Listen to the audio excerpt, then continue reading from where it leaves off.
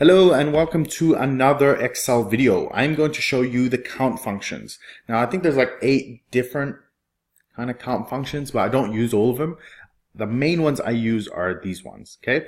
And I'm going to show you the differences. Count counts the number of entries in a table that are a number. Okay? So let's do the first one, equals count. All right, I'm going to pick this range right here.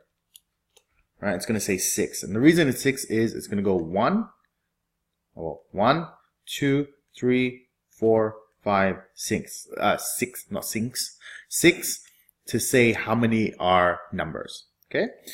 The next one is count blank, and that counts the number of blanks in my set. So if I go count blank, let's pick that range again. Enter. It's going to say 3. 1, 2, 3. Okay. Count blank is really good for, let's say you have a big data set and you're like, every single cell in this column should have a number.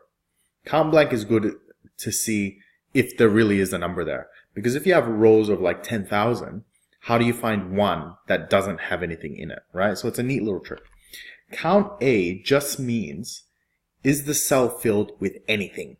Okay, a space, a number, text, date, whatever. If it's filled, count it. Okay, so we go equals count A. Let's pick that range again. Let's go enter and 8. So we're going to have 1, 2, 3, 4, 5, 6, 7, 8. Now the last one's a little bit more complicated, not crazy advanced, but it counts something based on a condition you've set. The main one I use is if it's higher or lower to a certain value.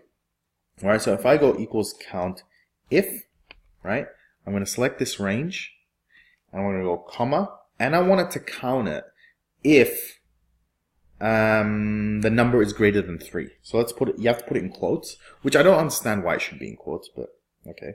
Then I say greater than 3. Close, and that's it.